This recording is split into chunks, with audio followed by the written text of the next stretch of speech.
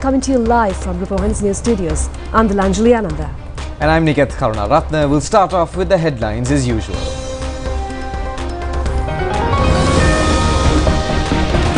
The container clearing delay has been resolved with the intervention of the President. The northeastern monsoon begins, bringing more rain. Spill gates of many reservoirs remain open. 3 police teams to find the person who abducted a female student in Daulagala. Minister's attention focused on the dilapidated state of the Diagama grounds. Forest fires kill 16 persons in the US. 13 others are missing.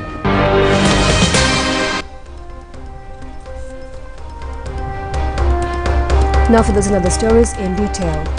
Solutions have been provided with the mediation of President Andhra Kumara Dissanayake for the delays in the clearance of containers in the Colombo harbour. Now, attention has been paid in this regard in a discussion held at the President's office between Sri Lanka Customs and the associations of port-related service providers today. The President instructed officials to take immediate action to eliminate the delays within the next 4 days. He also engaged in a detailed discussion about the issues faced by state institutions, including Sri Lanka Customs, as well as the challenges encountered by port service providers. While emphasizing the necessity of implementing short-term, medium-term and long-term plans for port sector development, the President underscored the urgent need for a joint effort by all parties to address the current crisis. President Andhra Kumara Dissanayake said that there is a great rush in the port and there are also suggestions from the government institutions to ease the rush and the steps to be taken. The President added that cooperation is required from the authorities. The President added that after releasing the import containers from the port, immediate action has to be taken to streamline the process. As a result, both public and private sector stakeholders agreed to work together towards an immediate resolution. To expedite the clearance process, Sri Lanka Customs officers agreed to operate continuously 24 hours a day, 7 days a week. The ministry has decided to allocate space in the UCT terminal as an immediate step in order to retain containers which are in an investigation level. Minister Bimal Ratnayake stated that if there are any financial requirements related to this process, they can be provided by the Ministry of Ports. He also said that importers agreed that food-related products must be accompanied by mandatory certificates issued by foreign laboratories following proper testing, and in the event of any violations, appropriate legal action will be taken in accordance with government regulations. Minister Ratnayake also noted that this expedited clearance process would continue until the 30th of June and stressed the need for all stakeholders, including the port, customs and private service providers, to work together as one united team. Further, delays caused by regulatory agencies such as the Sri Lanka Standards Institution, the Department of Food Commissioner and the Plant Quarantine Division were highlighted during the discussion. It was revealed that staff shortages in these institutions were a significant factor contributing to the delays. In response, the President directed the relevant authorities to fill these vacancies promptly and to enhance welfare allowances for the officers of these institutions to ensure a more efficient clearance process. Additionally, private associations requested the President to take disciplinary action against clerical staff who failed to report for duty on time during the container clearance process. Minister Bimal Ratnayake emphasized that it is the responsibility of the respective private companies to ensure that their employees report to work promptly.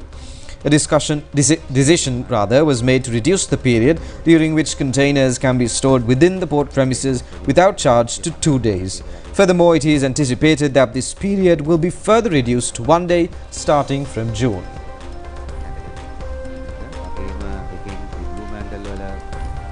The Department of Meteorology forecast more rain in many parts in the island due to the activation of the northeast monsoon. Sluice gates in many reservoirs remain open as a result of heavy rainfall.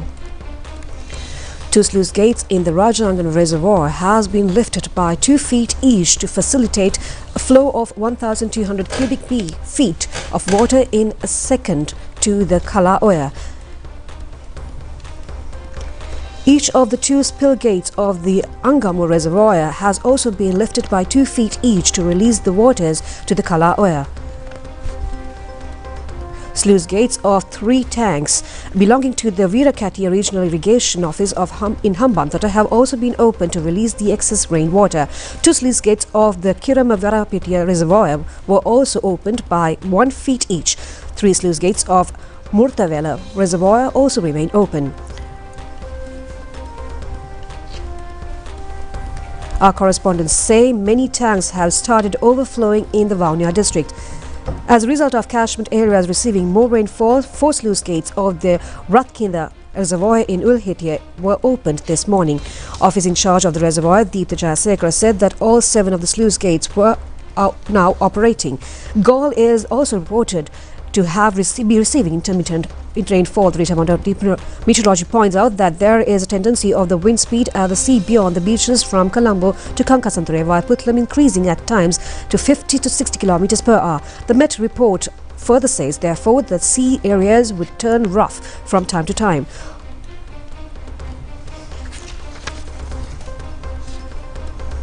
The Tamil community is preparing to celebrate the Thai Pongal festival in an attractive manner. According to our correspondent, markets and fairs have been filled with people who have come to purchase their requirements for the Pongal festival. The people of Jaffna are also prepared to celebrate the Thai Pongal festival. They visited markets and the Tirunelveli fair to buy goods. The people of Vaunia district also were seen purchasing necessary food items, sugarcane and fruits. Our correspondent reports that the people of Batiklo came to town areas to purchase new clothing and other requirements.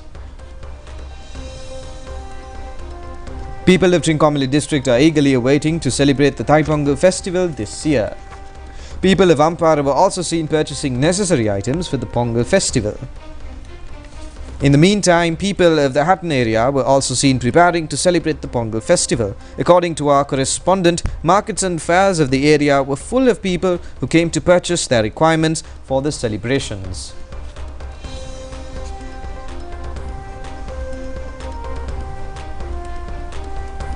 Additional General Manager of Railways V.S. Polvattagi says that a special train service is in operation on the Thai Pongal and the long weekend holidays. He added that special arrangements has been made for the safety of the passengers. Additional General Manager of Railways V.S. Polvattagi said that considering the long weekend holiday and the Thai Pongal celebrations, in the special 2 extra train services have been introduced for passengers travelling to upcountry areas. He added that passengers are requested to take maximum benefits provided by the Department of Railways considering the available physical and human assets for the convenience of the general public. He pointed out that the railway stations of the department have been detailed about the situation along with the security service of the department. The General Manager further said that civil teams have also been engaged after informing the police to protect passengers from pickpockets and baggage bandits. The passengers have also been requested to be on their toes while waiting for the trains in the railway stations. He further said that the passengers have been cautioned to take care of their belongings during their travels. Now, the police says that investigations have commenced to arrest the person who had kidnapped a female student in Daulagala, Kandy. 3 teams have been deployed in this search operation. The police say the abduction has taken place yesterday morning. A group which came in a van had abducted the student when she was travelling on a road in Daulagala, Kandy with another female student. The incident was circulated on social websites as well. CCTV camera scenes have recorded how another youth fought with the kidnappers to rescue the student. The van used in the crime was found abandoned in Polonnaruwa. The police says the driver of the vehicle has been arrested.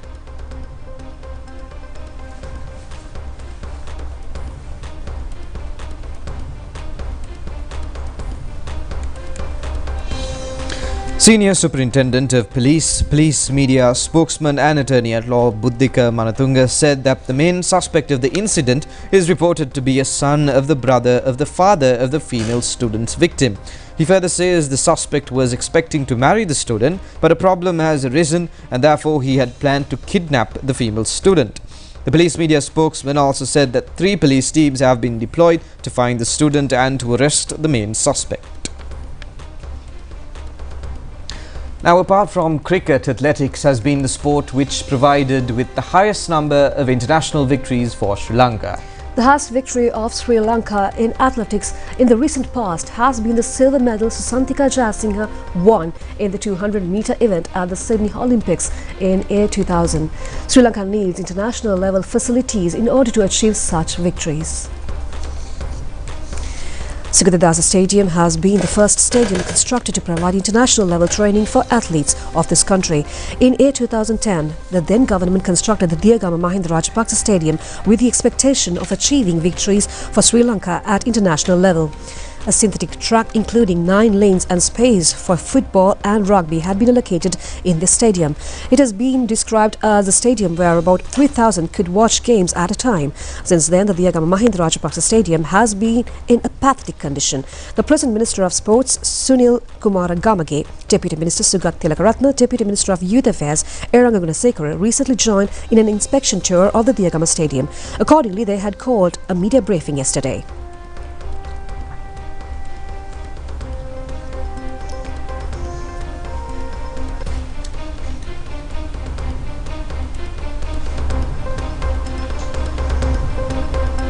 Minister of Sports Sunil Kumar Gamage said that in a country where most of the areas are in a state of degeneration, same fate could be observed in sports and in the ministry. He added that they were able to witness the damage which has been caused during the inspection of the stadium.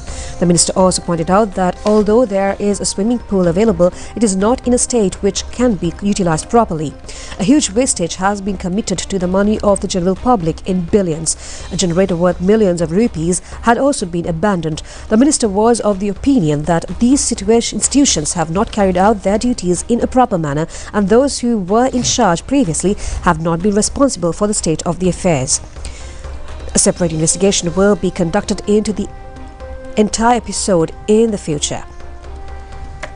There is no mention about the generator in the inventories and of its actual price, and the separate investigation would be conducted on the matter. මහජන මුදල් නාස්ති කරලා තියෙනවා බිලියන ගණන් වලින් මිලියන ගාණක් වටින ජෙනරේටර් එකක් කැලේ තිබුණේ සීල් කරලා කන්ටේනර් පෙට්ටියත් එක්ක අපි බලනකොට එහෙම තමයි මේ ආයතන වැඩ කරලා තියෙන්නේ වැඩ වෙලා තියෙන්නේ. ඒක ඒවා මේ ජාතික අපරාධ විදියට මේවා පාලනය කරපු මේවායි ඇමතිකම් දරපු අය ඒවට වග කියන්න ඕන. අපි ඒවා ගැන වෙනම පරීක්ෂණ පවත්වනවා. අපි හොයාගත්තේ ඒ ජෙනරේටර් එක කන්ටේනර් එකක් ඇතුලේ කොහෙන්ද ආවේ මේවා ඉන්වෙන්ටරි වල නැහැ මේවයි මිලක් නැහැ. එහෙම තමයි තියෙන්නේ. අපි ඒ ගැන වෙනම පරීක්ෂණයක් පවත්වගෙන යනවා. අපිට මේක දියුණු කරගන්න නම් Deputy Minister Sugat Tilakaratne pointed out that although there are swimming pools, a cricket stadium and a baseball facility, everything has been completed in an disorderly manner and no maintenance has been carried out. The Deputy Minister detailed about the present situation of the Sugatadasa Sports Complex, where the 100-meter running track is in a dilapidated condition. He also pointed out that funds have been allocated to renovate that particular track, and said that the government will be able to start renovation work very soon. He further said that the Sugatadasa International Stadium is the only available stadium in Sri Lanka with a 400-meter running track. The minister also said that the procurement process is expected to be started by May or June of this year. 4 newly appointed Supreme Court justices took their oaths of office before President Anura Kumara Dissanayake this morning at the Presidential Secretariat.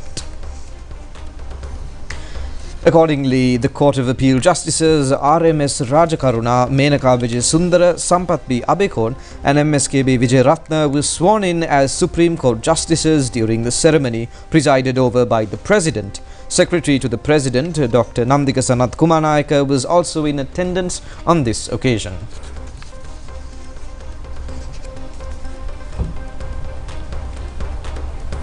All Ceylon Shasanarakshaka Bala Mandala National Registrar Summit was held in Galle district yesterday. 350 Buddhist monks representing the entire island attended the summit. The first summit was held in Mathli district, while the second was organized in Munaragala. In the third summit, which was held in Galle, many discussions were held on the continuation of the Buddha Sasana. Deputy Minister of Buddha Sasana, Religious and Cultural Affairs, Gamagendra Dissanayake, was the chief guest of the summit, which was attended by the President, Secretary of all Ceylon Shasanarakshaka Bala Mandale, including a number of laymen and clergy. A large number of devotees are visiting Sri Pada for veneration with a long weekend holiday. Steps have been taken to operate special transport services for people who are arriving by trains. According to the police, the vehicles in which the devotees came along the Hatton Road had been parked for nearly 3 kilometers on the Muskelia Road and Nalatanya Road. Nalatanya area is experiencing rainy weather during these days. Special bus services have been in operation by Hatton SLTB depot for the devotees from the Hatton railway station to Nalatanya. Information has been received that certain people who are visiting the sacred site are carrying narcotics along with them. The special operation is underway in order to take such persons and the narcotics into custody by the police.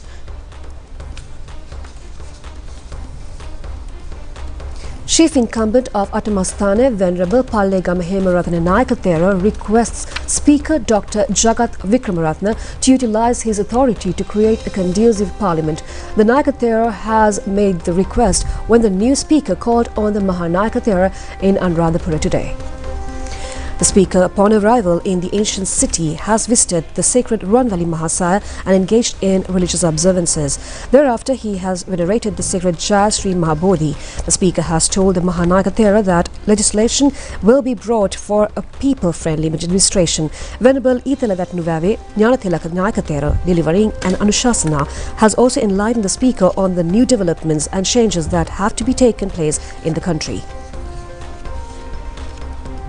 Minister Dr. Nalinda Jayatissa has instructed the relevant authorities to complete construction of the 16-storied new official complex building of the Ministry of Health presently being constructed adjacent to the Castle Street Maternity Hospital in Colombo within the next 2 years. The minister has given the order participating in an inspection tour of the construction site. Work on the building, which had begun in the year 2016, was stalled due to the COVID pandemic and the economic crisis. The government has recommended construction utilizing state funds. Currently functioning in part of the Ministry of Health is taking place in a private building on lease basis. Minister Nalinda Jayatissa has also instructed the relevant officials to finalize preliminary plans with the objective of not prolonging construction and to restore work in the new building. Information has also been given to complete construction of 7 stories of the building during this year. The Central Engineering Bureau says priority will be given to expedite construction of the building after having discussions with other institutions through which service and other facilities are to be obtained. Minister of Science and Technology Krishanta Besina says the government servants have been accorded the opportunity to fulfill public services independently and without political interference. The minister has called on all state employees to discharge their services on behalf of the country without fear. He has made these remarks at a discussion with officials of the Vattala Mabola Urban Council yesterday. The minister has also looked into the activities of the Urban Council and discussed on future actions. He added that he will constantly monitor the services being provided by the Urban Council of the to the general public. Minister Krishanta Besina has also requested the officials to extend their services according to the law. A group, including the minister, was also engaged in a field inspection tour of several locations. Minister of Science and Technology Krishanta Besina said that they are not making any political interventions. He added that officials have the freedom to work on their own. He called on the officials not to get trampled by politicians. The minister further said that they need not become servants of the ministers as well. However, everybody should act according to the law. Minister Besina also said all work should be transparent. And now we'll take a look at some more local news items in brief. Spanish Ambassador Juan Antonio has proposed to hold the 2025 Smart Island World Conference in Sri Lanka. He has presented the proposal at a discussion with Minister of Construction and Housing Anura Karunatilaka. The minister has commended the proposal, which was put forward with the intention of enhancing growth in the local tourism industry. Many more proposals aimed at developing the tourism sector were also presented at the meeting held at the ministry in Setsiripaya. The new Navy Commander Vice Admiral Kantana Banugoda has arrived in Anuradhapura today. He was venerated the sacred Sri Mahabodhi and the Ruwan Valley Mahasaya.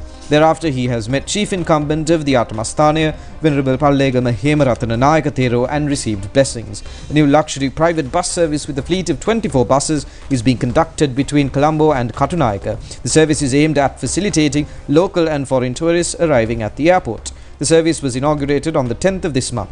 Earlier, the destination of these private tourist buses was Evarivatta town in Katunayaka. However, permission has been granted for the entry of the buses to the Katunayaka airport premises. A police officer was killed in a road accident near the Ruingama junction in the Kahandamodara on Pongal Ambalangoda main road last evening. A cab was reported to have clashed with the motorcycle of the police officer. A motor car, a bus and a lorry clashed each other in Angunakula Palassa on the southern expressway. 3 buffaloes were reported to have hit a motor car travelling in the Mattala direction from Angunakula Palassa. A bus and lorry which came from behind said to have clashed with the motor car. 2 of the buffaloes were killed on the spot.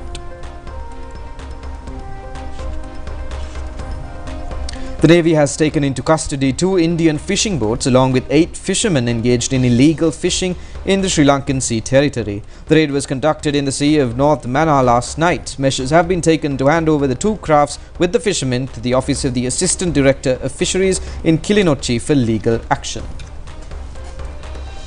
And that's all the news from home. Stay tuned for foreign news coming up next.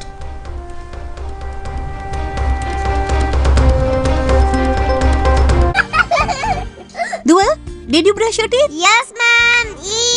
Puta, is your school bag ready? Yes, ma'am. Ready. Did you lock the gate? Yes. Did you all check for dengue mosquito breeding places? Yes. Then good night. Good night.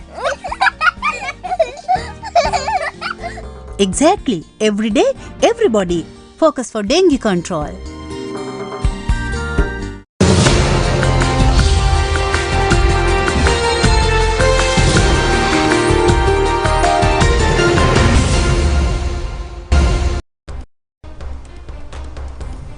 The 4 wildfires are currently burning around Los Angeles.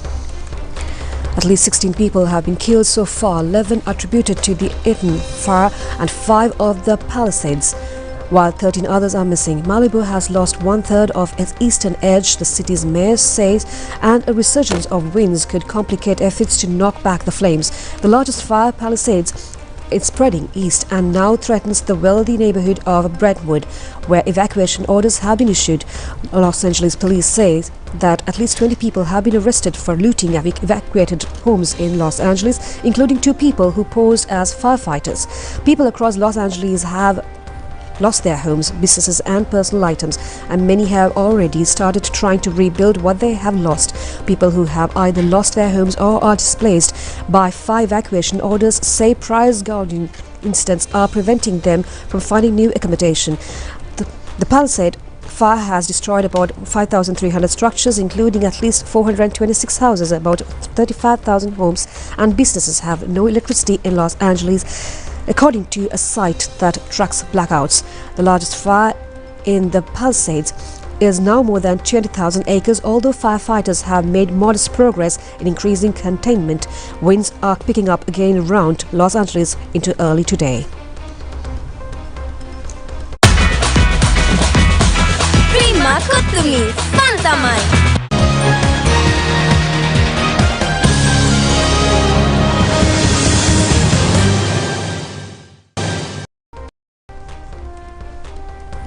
Now, Havelock and ChannelFC teams were able to win the matches played yesterday in the Inter-Club League Rugby tournament. The tournament is being organised by the Sri Lanka Rugby Association. The match between ChannelFC and Sri Lanka Army teams was played at the racecourse grounds. In the first half of the match, Sri Lanka Army team has been leading 10 points to 5, and in the second half, Sri Lanka Army team scored another 7 points. The opposing team, ChannelFC, scored 14 points in the first and the second half of the game. Accordingly, ChannelFC team recorded a victory by 2 points, scoring 19 to 17 points. They scored these points with 2 goals and a try.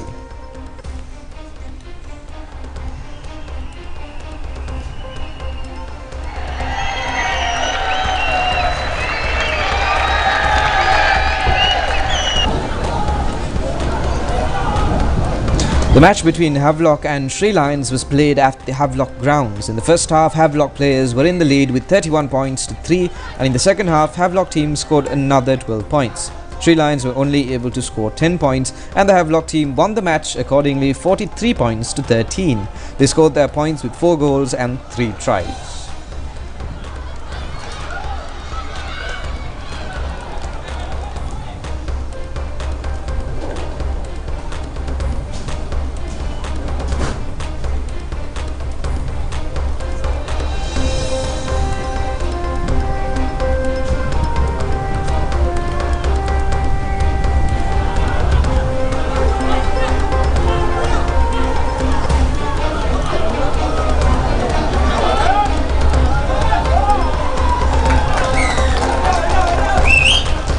Now, Bangladeshi cricketer Tamim Iqbal has announced retirement from international cricket.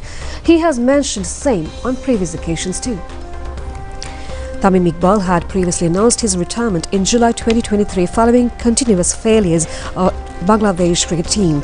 He had announced that he will be playing international cricket, changing his original decision even before 24 hours. Later on, playing for his country again, the player has again announced about his retirement yesterday. Tamim Iqbal played 70 test matches, 243 one-day internationals and 78 T20 matches. He scored 5,134 test runs, including 10 centuries and 31 half-centuries. He also is a captain of Bangladesh cricket team.